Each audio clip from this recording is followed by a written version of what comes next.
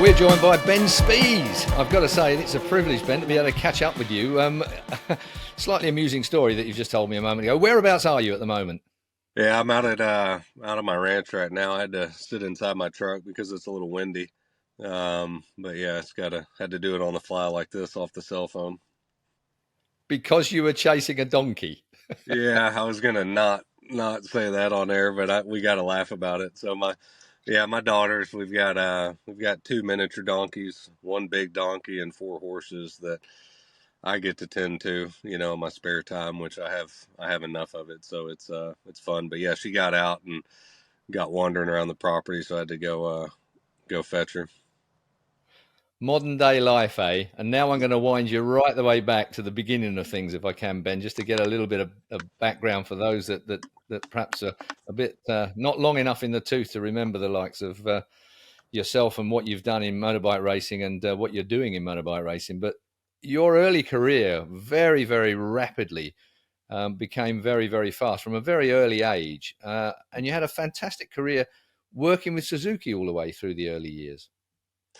Yeah, I mean, honestly, it was one of those things where, I tell people all the time, Suzuki knows this too, but I wanted to stay with Suzuki my whole career, and had a lot of good success with them. They were the ones that found me, when I was 14, turning 15, and put me on the bikes, and then progressed to the factory, Yoshimura team, and was able to win, a few five championships, I think, with them, and three superbike titles in a row, and then started doing some wild card stuff with the MotoGP stuff in 2008, and wanted to stay with them, but the GP team kind of had other riders and other plans at that time, and that's when Yamaha kind of stole me, I guess, and then was with Yamaha for the next few years. The AMA years, I mean, I've got to say that from my memory, looking in at the series, you and Mladen, teammates, were at it. It kind of reminisced a bit for me of the Schwantz Rainey years, that unbelievably competitive pairing that were against each other every single time. Some of the closest racing that we'd ever seen in America. Yeah, thankful for that. It was at the time, it was tough, and sometimes not always fun, but it made me a different racer for the future and for my career, and taught me a lot.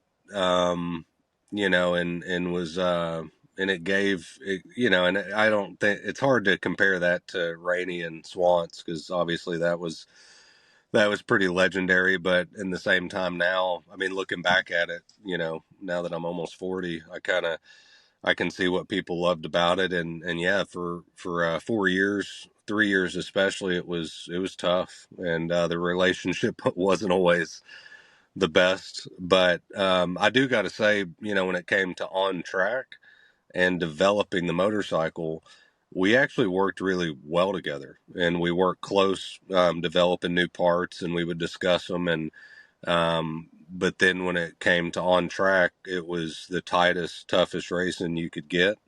But also, I trusted him probably more than any other racer that I raced against, and I think vice versa.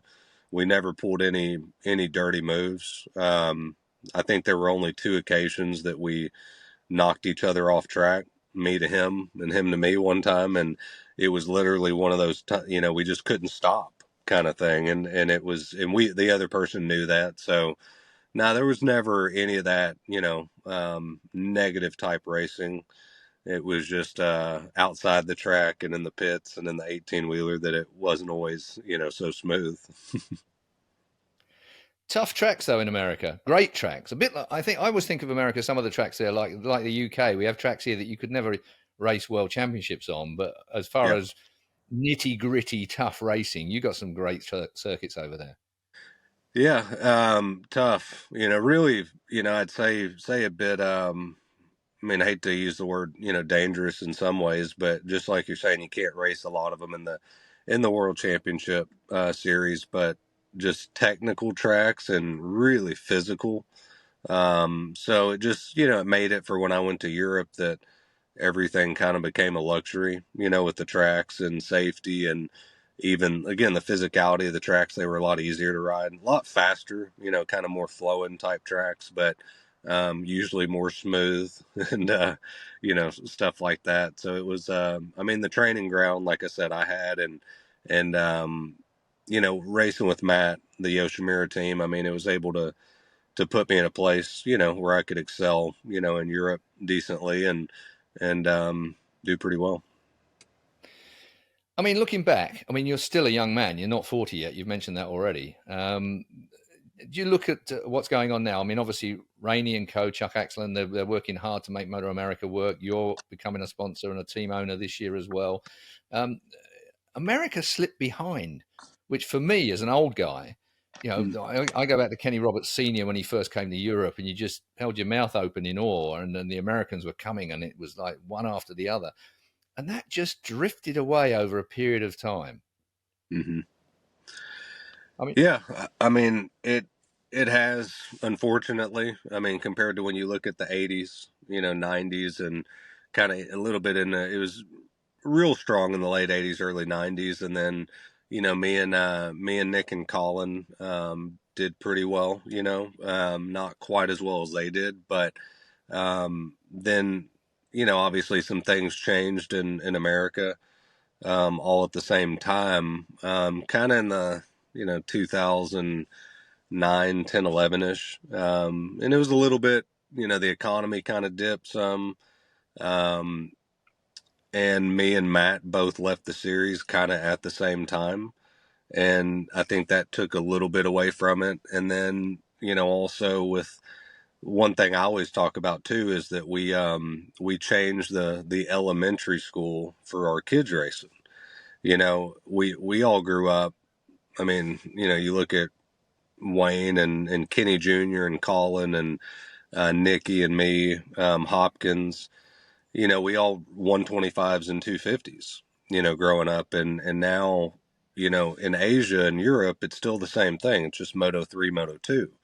Where in America, there's not really much of that categories going on. It's more of your, 400cc and your twins type classes, and the smaller street bike categories. And when you're 14 to 17 years old and you're not learning on a GP platform, that's like ultimate grip, ultimate rigidity, super high corner speed, things like that, you can't. I mean, you're just, it's a different elementary school than everybody else is going to. And I've always used the analogy of, like, you have like an XR100 and you have a CR125, or a CR80. You can take the top 5 best people in the world, and if all they ride is an XR100 for 2 years and the other people are riding a CR80, you fly them over on a plane and tell them, hey, go match that. They don't know what the capabilities of those bikes can do, and it takes a while to get there. And I think that's been a pretty big key, of why now, like present day, what we're looking at and why we're not there. But I also think that's there's some stuff in the works, that can change that, and we can kind of get back on that category. We got to do the same schooling that they do. And you look at the Asia Cup, and you look at the Chiv Series, and then you look Moto 3 to Moto 2, and it's all in the similar type arena where we don't have that over here. and yet, having said that, and that's 100% agreed with what you said from our perspective here at OMG, that's for sure. But you're kind of heading towards that populist of the Baggers series and the like as well, which is completely like the worst thing in the world to a Grand Prix rider, unless your name's Jeremy McWilliams, of course, who wants to race when he's 70, I think. I Well, I mean, think there's a place for it. Obviously there, in the very beginning of it, I was skeptical. I was kind of wondering if it was something that was just kind of big right now, and would it be big in 5 years from now? But when you see Indian and Harley, investing the money they have, and making actual race bikes that you can buy, made by them and things like that, I started looking at it differently. And I'm not, again, there's kind of a place for everything, but we got to look at what we've kind of went away from. And that's where we've got to add that back to it, Hence the Moto 3, Moto 2 categories, in America. So, I don't want to.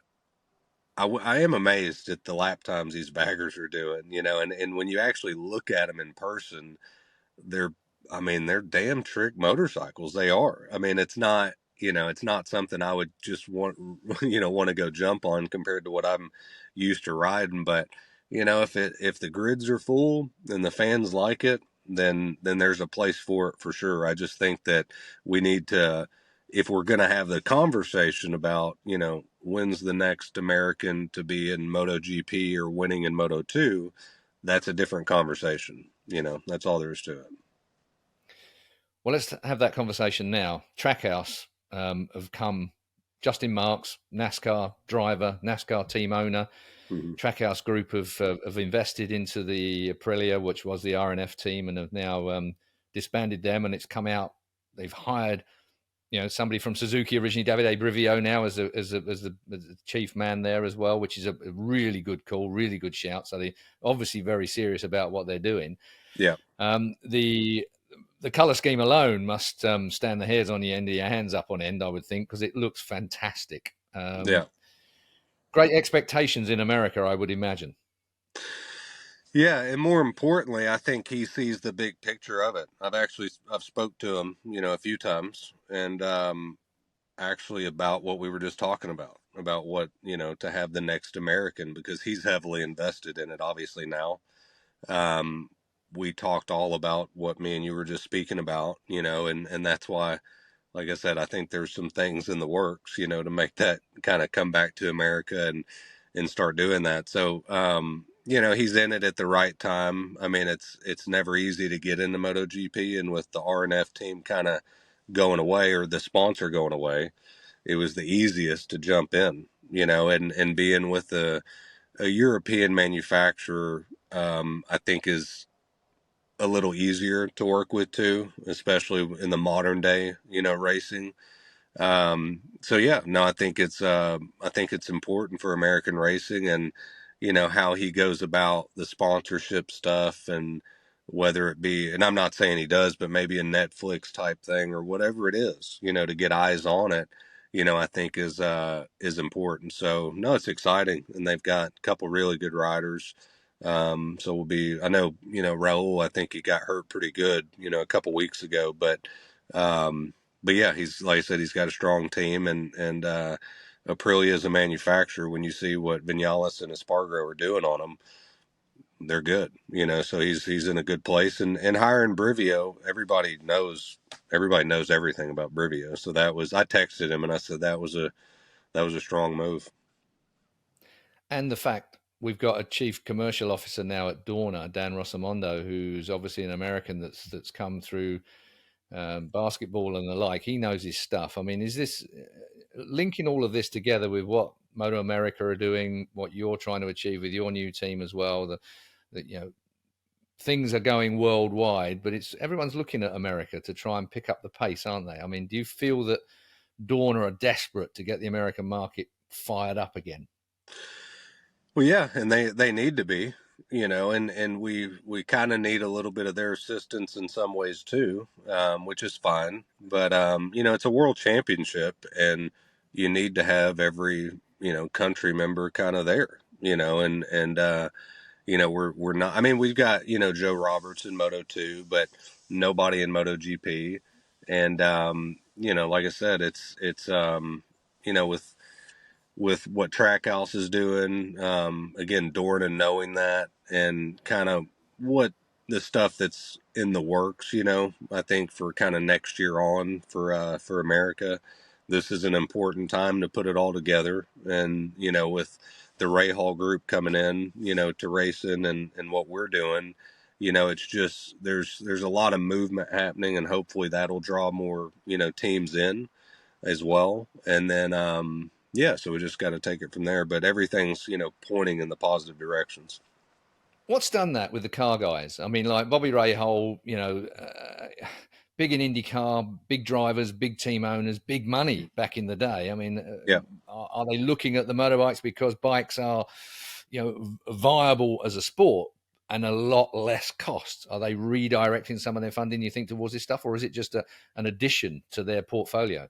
I think it's just an addition. I don't think they're going to change anything, obviously, what they're doing. I think Graham's just really wanting to, Graham's a big enthusiast. Bobby told me that they were, pretty decent fans back in the day, too. And, Graham, like I said, Graham loves motorcycles. He's got 2 Ducati dealerships, and he's a big fan. And I think he just, they looked at that market as something that they can get into and hopefully do well at and go from there. But I don't think it's redirecting too much of their stuff. I think it's an addition, and they're going to try to build and do what they've done in the car side.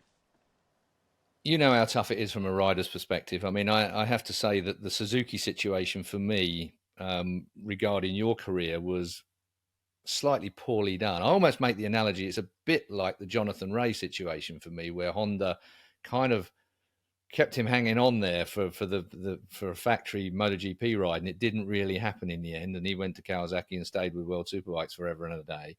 Mm-hmm. You were doing everything for Suzuki from a youngster all the way through, came right on, and then all of a sudden jumped across to Tech 3 because there was no choice in MotoGP. It seemed to me to be a great shame. I don't want to undersell it. I'd rather hear it in your own words. I mean, how did you feel about that? Did you feel you've been cheated a bit by Suzuki, or was that just the way the mop flopped at the time? Yeah, I mean, I do, and I always will. I mean, because I gave a lot to Suzuki, but they gave a lot to me. I mean, they did. Suzuki America and Suzuki Japan were great, but at the time, when I was kind of ready to come on, they had Vermeulen was on the team, and so was Caparossi, and I'd felt with coming in, and I'd done 2 wild card races, and one of them, by the end of the race, not ever being on the bike and never being at Donington Park, they both beat me in the race. But if you look at the last few laps of the race and lap times, I was going as fast as they were, and then when we went to Indy, I was faster in the wet and dry than them, and finished, I think, 5th maybe in the race or 6th. So I kind of looked at it like, yeah, I deserve to be that second rider on the team. And, not taking anything away from Lewis, because Lewis was a hero of mine. But he was also, getting older, and I was kind of hitting my stride and had won 3 titles for him. And in essence, they picked him over me. And there was a lot of other stuff going on, at that time that wasn't just, the Japanese as well. But, I wouldn't say I felt cheated. I just felt like they made the wrong move, and I wanted to stay with them, but in the same time, Yamaha, they came in and said, hey, we want you to go to World Superbike. And, Maio Marigale, who's a good friend of mine still, he pulled all the ropes to make it happen. And we were able to go over there and then win a Superbike title. You had a busy time, didn't you? Swapping between a little bit between World Superbikes and MotoGP at one time as a wild card. I noticed that as well. You ended up Well, replacing that was JT. that was that was AMA Superbike and GP. Yeah, yeah, Oh, right. Okay. Well, I mean, it's still really busy to jump from the continent to continent and then style of motorbike to style of motorbike. You kind of yeah. proved yourself pretty quickly on a MotoGP bike. Then the factory moved you into when Rossi decided to clear off to Ducati. You replaced him. Big shoes to fill on that one as well. I mean, how did that all pan out? How did you feel about that at the time? Were the team cool and were they right behind you? Yeah, so it was a tough situation because I was in World Superbike with Yamaha, and we had a new bike, and that year obviously there was a lot of new for me. I was having to learn all the tracks that we went to, and obviously trying to win the title. And I'd been back 88 points, I think, was the deficit that I was coming back from. And we get to kind of 3/4 through the season, and Lynn called me and he said, hey, what about GP? And at that point, World Superbike compared to AMA Superbike was, I hate to say, it was a little bit easier than beating Matt, in AMA. It wasn't easy, but it was just, I knew at that point that, if I was on one of the top 2 bikes, that, we were kind of setting the bar. And, So I just kind of was like, man, I guess the natural progression is to go to GP, and at that point, but I wanted to win the World Superbike title, and I was still, catching up. I was still like 20 points back, but I had enough time to catch up and win it. But you know, Lynn was kind of like, well, you got to make a decision by this point. And I'm like, well, what if I make the decision and then I don't win the title and I move to GP and I never won that title? So I was going to be upset. Luckily, everything worked out, and I was able to win the title and move to GP. And yeah, I mean, take Rossi's place, who is the greatest of all times, and that's not easy shoes to fill, and then later got kicked back out, because he wanted back on a good bike, and that's, we weren't doing the job well enough to be able to keep the position, and that's the way it was. But GP was tough. I mean, not gonna lie, it's something I don't regret the decision at all. Somebody asked me that, and I said, well, I mean, I could have stayed in Superbike, and let's just say I did win 3 more titles, and I didn't go to GP. What does that do for me right now, currently, present day? Nothing. It doesn't, I mean, to me, it doesn't affect, I don't care. Some people, they would like to have them all stacked up, and that's fine. But I was able to do well enough in GP that it made sense on the move. But in the same time, as a rider, and this is my fault, it's not the team's fault, it's nobody else's fault. I just was never able to be comfortable on those bikes, and I don't feel like I was able to get the most out of myself when I was there. And that's a lot to do with how I rode the bikes. Because remember, the first superbike title I won, we didn't have traction control, we didn't have that stuff. So I kind of got to ride the best analog, bikes of ever. And then all the electronics took off, and the electronics, they hurt people like me and Nikki a lot. Um, and that's just, like I said, to each their own. And again, I place the blame on me. It wasn't anybody else, but I just wasn't able to get on with them like I could a superbike. And then remember, they had, went to 800s and then back to thousands. There's a lot of changes going on right when I went into it. And me being the size I was, which was the bigger, me and Simicelli were the biggest riders in the grid. Those 800s didn't do me any favors, at all. Um, and then when we went back to thousands, I thought that was kind of going to be my year in 2012. And that's when we had a string of, you know, horrible luck situations with the bike. And we had just little things like at Qatar, I crashed in practice, and it cracked the subframe, which was the tail section. It's all one piece. And then they never saw it because it was in the inside of the tail section. And we get in the race, and my race was ruined just because of that. And then we had an engine blow up at Indy when I was in second place, and we had a swing arm linkage fail at Laguna, and the bike broke in half basically, and had some real weird stuff go on, and just kind of, it hurt that year pretty bad. And then that's kind of how it ended. But, making the decision to go to GP, it's still one that, like I told you before, I mean, I would have always done it.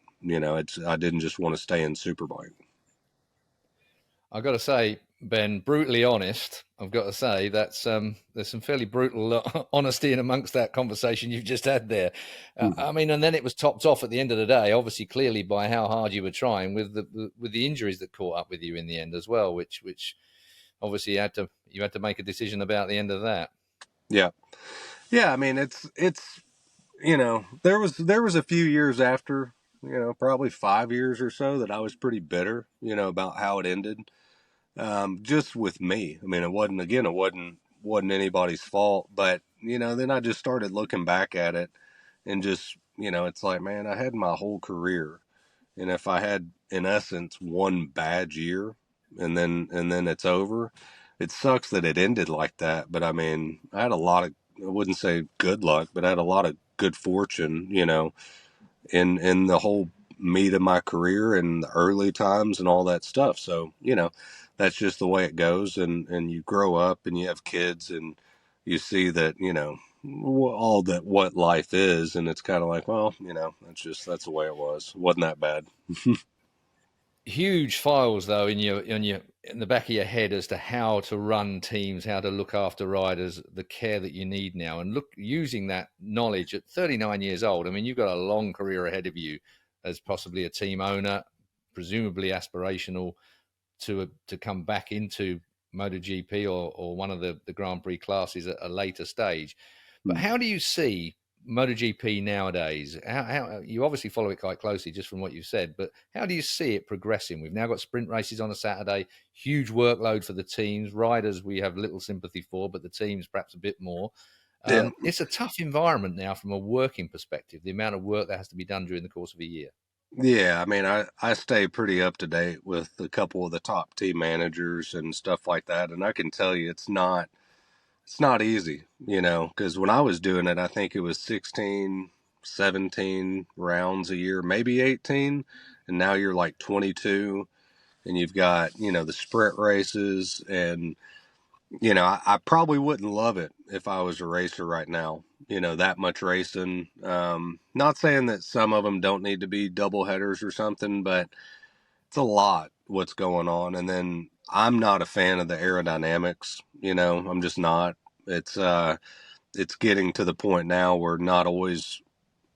I mean, put it this way. I mean, if Bagnaia was on a Yamaha, he wouldn't have won the last two titles. So you know, the rider can do less to overcome the issues, and it's more about the bike. And I kind of back it up and just say, like, hey, you want close racing. That's what everybody wants to see. It's not always about the lap times, and it's not, it's not about, I mean, I guess, it is about the technology some, but, if you get a tire, I've always said this, if you get a tire and you take 10% of the overall, max lap time off of it, and you take it down a hair, and that kind of goes back to how World Superbike is, then every bike can reach the capability of that tire. There was a long time, like with Ducati with the Bridgestones, or vice versa, that the bike wasn't good enough to be able to push what the tire could do, and the other bikes could. But if you went and put a different tire brand on there, or a tire that was just slightly less on peak performance, the racing's gonna get tighter. And it's kind of almost like how rain tires are when at a drying track. It's like the thing can only go so fast, and the best riders are still going to make the difference in the end, but the field is going to get a whole lot tighter. And when they did the 800s to thousands, and they've done the ECUs, and they've done all these huge money spends for manufacturers, if you wanted close racing, I mean, there was a lot easier way to do it. But technology is technology. I get it. We're always getting more to the future, but now with the aerodynamics, I purely look at it like you can't use that on the street. Like, nobody on the street can go fast enough to use that technology. Traction control, ABS, wheelie control, yeah, okay. But aerodynamics, no. It's like driving an F1 car on the street. And it's just, there's been so much money that's went into it. And if anything, I think they pull it off in the future. And I think it needs to get a little bit more simpler, at least on the aerodynamic standpoint, all the ride height devices lowering, just some of that stuff. And, because at the end of the day, the people on TV watching the TV, they just want to see close racing. That's what it's about. Disappointed when we saw Suzuki pull out. We can only guess the reasons for that, but I would think it was funding and the way that the sport was heading in the direction. That seems to be quite a smart move that they've pulled out. But do you think these rules and the way that things are at the moment are restricting the way that other manufacturers, Kawasaki, BMW, perhaps, look at GPs? Do you think that that's, will Yamaha end up pulling out if they don't have a good year up to the next set of rule changes? No, I don't think the players that are in there now are going to pull out. But I do think, again, I think if the MotoGP bikes were a bit more 2015-ish, 2014, like where they're still very capable bikes, that would you have, BMW come in, sooner? Would you have like even Husqvarna start with something else, too, which is kind of another kind of like KTM, or how, I'm not sure quite how that works, but it's similar. Um, but the way that it is now, it's definitely, I just think it's headed a bit too much in the extreme direction. And I know Casey said a lot of stuff too about taking electronics completely off, which I would agree that they need to come down some, but you can't take them away. But it is getting to the point where I keep saying like enough is enough. You can't, like, all these fairings and all this kind of stuff. I mean, the bikes are going to be pretty damn ugly pretty soon, and they're getting that way now. And I mean, it's just the way it is, and again, I just look at it. I know it's a prototype, category, but most of that stuff that's on the bike, you can't use it for everyday street use at all, and I just think they need to dial it down a little bit. Let's talk about modern day riders then, shall we? I mean, obviously, you mentioned the GOAT, the greatest of all time, Valentino Rossi, retired. That obviously was detrimental to the sport when it comes to the numbers at some of the Italian tracks and so on and so forth. But modern day races, we used to talk about aliens, didn't we? The aliens, which started for me with Freddie Spencer, moved on to the likes of Rossi, Pedrosa, Lorenzo, Casey Stoner, particularly for me.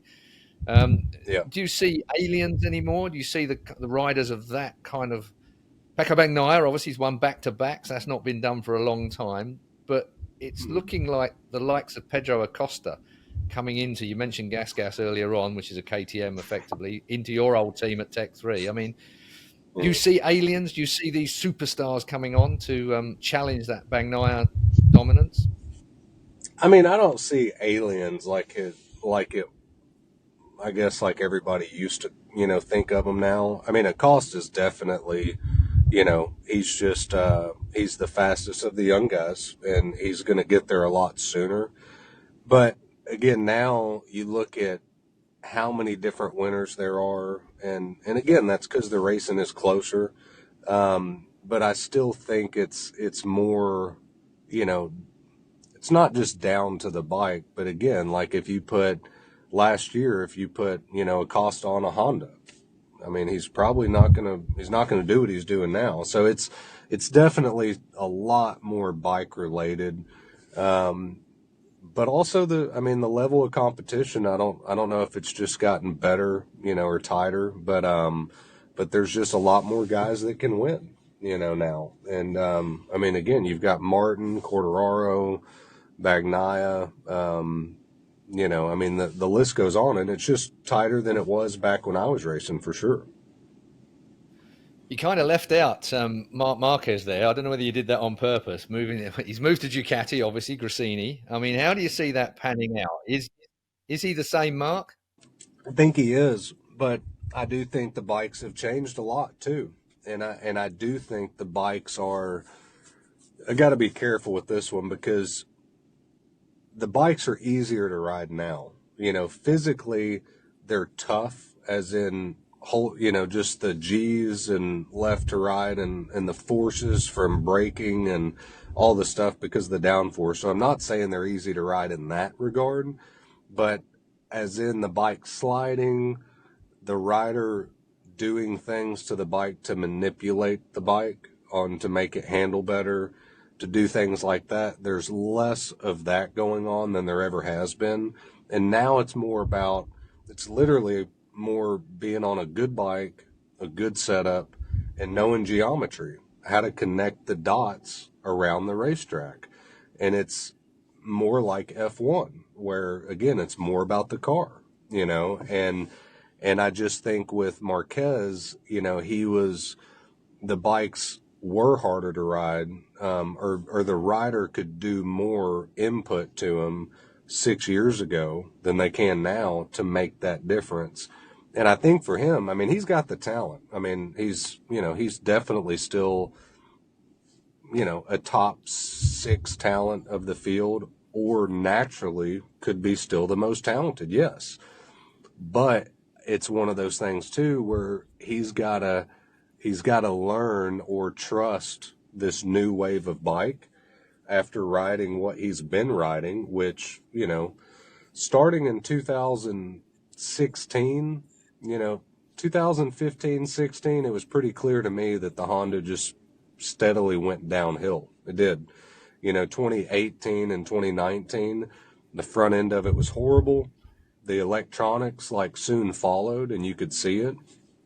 And then he was just the bike, compared to all the other bikes, it was pretty much junk, and he was making the difference. When you looked at any other Honda rider compared to them, they weren't even in the same atmosphere as him. So clearly, he was still at that level, but now he's got to trust the Ducati. He's got to ride the Ducati the way it needs to be ridden to be fast, and he's got to learn that. But, I said it on Twitter, a couple months ago too, that if anybody really knows, and I mean Marquez's talent, which he does have, and I'm not saying Bagnaia can win another one, and also Jorge Martin now is on a streak, but their styles and how they ride the bike and how their upper body is, on how they lean off the bike, the way that weight distribution is, that's kind of the newer edge of riding, with using the downforce with the bike and just everything working together as a package. But I said it on Twitter that, it's pretty scary, if you're giving Mark the best or the second best bike with the year-old bike in 40 some odd races on a Ducati. I mean, that if I'm a rider, that I'd be kind of terrified with that. So where do you see this year going? If we talk about MotoGP, I mean, who do you think are going to be the movers and shakers this year? Who have you got that tiny dollar on for the title after a very long year in 2024? It's tough. I mean, honestly, really? I know Marquez, he hasn't made too many friends too in the paddock with how he approaches racing and following people, but I also put it down to he's kind of the ultimate competitor, and he stays within the lines, but he pushes it. So with all the injuries he's gone through and what he's been through and what he's come back from and the risk he's taken to go to Ducati and all that stuff, I'd be lying if I said I didn't hope that, he could pull it off. And I think it'd be good for him because, like I said, as a person, the dude's went through a lot, and he's pushed himself, and most couldn't have done it, wouldn't have done it, and he has. So, I do silently root for him for sure. If you look at the last quarter of the season last year, it'd be tough to not put money on Martin. I mean, he's just got to, he's got to learn from those little mistakes, like I think he already did, where the one race when it was somewhere over in Asia, where he was literally still pulling away half a second a lap, even after he had got that 3-second lead. He threw that one away, and that one cost him the title. But if he can manage those mistakes again, yeah, I think it's him or Bagnaia that wins the title, for sure. I mean, they're just right now consistently, they're just on a bit of another level right now, for sure. But again, it's and I like Bagnaia. He's somebody that I kind of called a few years ago too, that he was going to be the next guy to take the reins and win multiple titles. And again, personally, I'm a fan of Pecco too. But, if I'm just speaking, off of what you see and performance wise, I mean, if Martin just if they both don't make silly mistakes, and you look at the last quarter of the season, you'd have to maybe give the momentum to Martin, right now. I think there's a lot of people that have got money in that direction as well, Ben.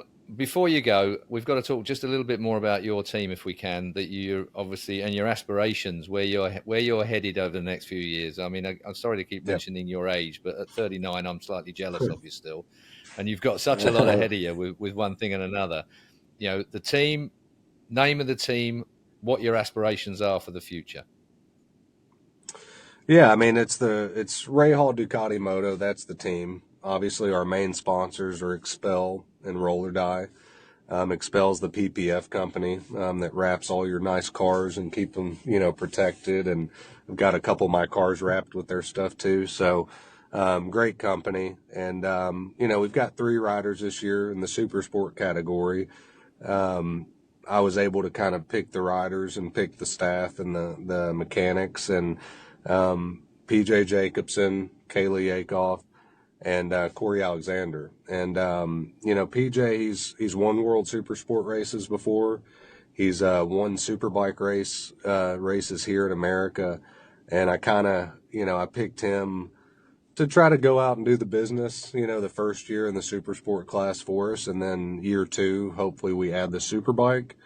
And with working with me and working with the crew chief, we have James Compton. I'm hoping that maybe the 1 or 2 pieces to that full circle that he's lacked in the past, we can put that together. And then when he gets on a Superbike, he's going to be the man to beat. And then with Kayla, she's unbelievable. I mean, she's the fastest female we've ever seen ride a motorcycle. So she's only 16. We just had our first 3-day test at Jennings. She and PJ broke the track record. I mean, she was 0.2 of a second off of him, and she's 16. I mean, it's incredible. And with most of the girls that out are riding, when I watch them riding very well, I can see just a little bit of a difference, compared to a Marquez or people like that. But with Kayla, you take that ponytail and put it away, I can't tell. I mean, she's aggressive, she's fast, and the feedback she gives is where I kind of was in my early 20s. I mean, the clarity she has and the feel for stuff and what she wants out of the bike, she knows. And it's her dad's done an incredible job developing her, and I've kind of helped her, the last 4 years. Just when there's a left or a right to go, he kind of calls me and he's like, "Hey, what do you think?"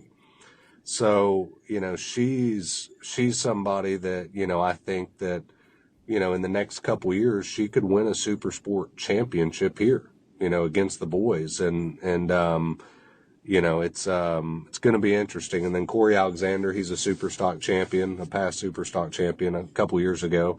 And, going to try to get all the best, we can out of him. And all 3 of them working together. They're all different career paths right now. I think it's important, and it's good for her development, and it's good for all 3 of them. So I'm looking forward to it. With Kayla at 16 and your team moving them through and looking after them in the way that you'll be skilled at doing, obviously, I mean, presumably you'll be looking at Moto3, Moto2, moving her on into World Championships, or will you move her through World Supersport and Superbike first? What would be your ultimate aim? What path would you take? Yeah, I mean, for her, again, my goal would be to, starting next year, be looking at, kind of super sport championship type material here. And then after that, maybe going into Superbike here or going into World Super Sport stuff as well. I've talked with Ducati a lot overseas. There's going to be some racing for her overseas this year. Can't say quite yet where it's going to be and when. And then, as soon as the age limit she can run in World Super Sport, we want to make that connection happen. Whether, I don't think it's going to be full time, anytime soon, but I truly think that, by the time she's about 18, 19 years old and developing the way she is, can she be a top 10 world super sport rider? Yeah. I mean, I see that right now. I mean, so kind of the sky's the limit with her. And right now we want to, like I said, progress here and do some of those races like she's been doing in Europe, and keep getting that, that under her belt. But I kind of think for her, it's better, super sport here than looking at Superbike and World Super Sport, maybe World Superbike, Moto3, Moto2, with the bikes she's been riding, in the past. And it's kind of, it's a completely different avenue, but it's kind of like the top rack conversation about GP. Does he have enough talent to do it? Yeah, he does. Does he have the time that it takes to, change his style to be able to be fast on a GP bike. Again, just like with Johnny Ray, I spoke with Johnny Ray a lot, when it kind of came down to it. And it was like, and I wouldn't say, it's not that he just took my advice, but it's like, do you want to go over to MotoGP and kind of be, third place to seventh place guy and make a good living and have fun. But then after 3-4 years, the young Moto2 guy kicks you out? Or do you want to build a legacy and do titles? And a lot of it's, the bikes that they've been bred on and they've been on their whole life, and Top Rack kind of super stock bike to super bike. And, if Top Rack never went to GP, I don't think he's hurting himself. And it's a lot of just, where he's been. And if he does go to GP, there's got to be that time, to fill the gaps and change some stuff about how he rides and things like that. And it has nothing to do with talent, nothing. Because I think Top Rack, when it comes to natural talent, he might be the best in the world or top 3, but there's just different styles of racing. And it's like Lewis Hamilton getting in a NASCAR. Can guarantee you he ain't going to win the first season one race if he doesn't. And it has nothing to do with talent. It's just a different way of racing. Didn't your Justin Marks in Trackhouse, didn't he bring Kimi Räikkönen in for to NASCAR? I'm sure he did, actually. A former Formula One world champion he brought into NASCAR. And I don't think he was in, I don't think he was ever in the road course stuff. I think obviously it can be a little bit easier to be competitive, quicker. And I think they liked it, but again, like when those guys have come over, I don't see they've ever been in the top 10 at the end of the race, So, it has nothing to do with talent. It's just like taking, who would you, Kyle Larson, go put him in an F1 car. He ain't going to be there. Can he get there at some point? Possibly, but it's time, and it's a different animal. Ben, it's been a pleasure talking to you. Of course it has, and we could talk for absolute hours. And I think now we're drifting into NASCAR and IndyCar. Perhaps we will cut it off about there. Yeah. Otherwise, you're never going to be able to round up all the donkeys you got to go and catch in a minute. I know. It's been a pleasure talking to you. Thank you very, very much for joining us. We really do appreciate that. And perhaps if you would, we could catch up with you later on in the year and find out how your riders are going and how your plans are going. Yeah. Okay. Perfect. Thank you.